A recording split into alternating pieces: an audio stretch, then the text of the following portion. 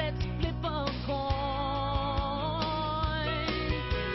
Heads Carolina, tails California, somewhere greener, somewhere warmer. Hello, it's Andy Graham of the Ask Andy Show. I've traveled non-stop for 16 plus years and went to 95 countries.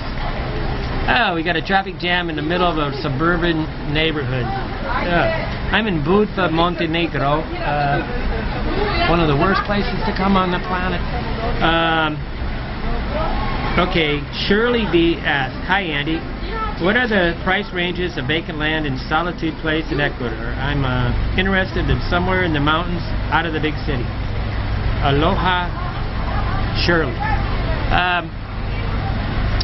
You know, that I was trying to think of a good answer for this, and the best answer is the price for, probably, they sell it in hectares, I think, which is like 2 acres or something like that, but say 1 acre is going to cost you somewhere between $500 and $25,000, and it's all according to how silly you are.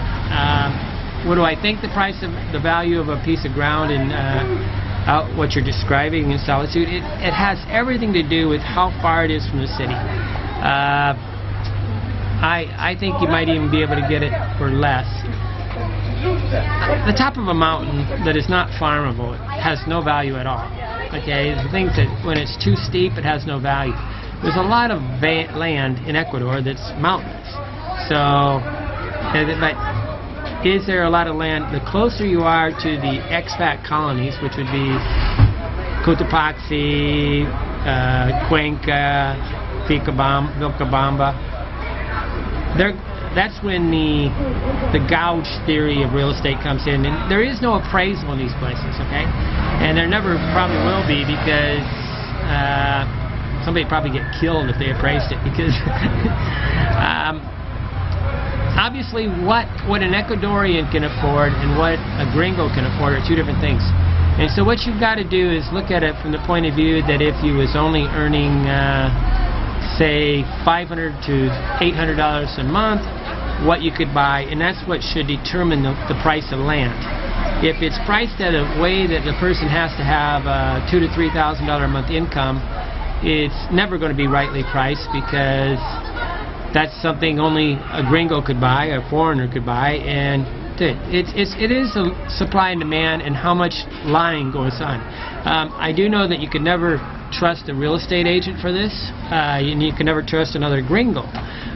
What you can do is spend 2 years asking anybody and everybody in the area where you would want to live for this type of thing. But understand that in Ecuador I would never recommend this, because there's a lot of theft, and all the way from Mexico to Chile they rob people out in the countryside. So basically you're asking to go live in a very dangerous place. So I think it's kind of silly. Don't do it. On the other side, what is wonderful about all these countries is there's the 70 rich. There's so many foreigners that go build these monstrosity houses that are big, and they'll spend $500,000, $200,000, whatever, and you can go rent these things for $200, $300. So if you put the money in the bank, or you borrow the money on a $200,000 house, the payment would be about $2,000. So you can get this for say $300 or $1,700 less than the payment would be. So it's a windfall, and you can get these things. You can even go house sit some of the places you're talking about, because people want people to house sit, because if nobody's in there, they'll rob them. Okay. So, but what do I think the actual value of a land is? And they're maybe around $500 to $1,500 an acre. And what are they going to try to sell it to? As much as they can get. And trust me, the gringos are the ones that'll do it the worst. But anywhere, you're going to have a complete Charlie Foxtrot doing this. And the only way to know the value of a land in South America is to basically collect about 50 pieces of property in the area, then get rid of the 30% high, the 30%, well, not the 30% low, but say about 40% of the high, and it's just very almost impossible to do. And there's a lot of land scams. I mean, the land scams are just like water. So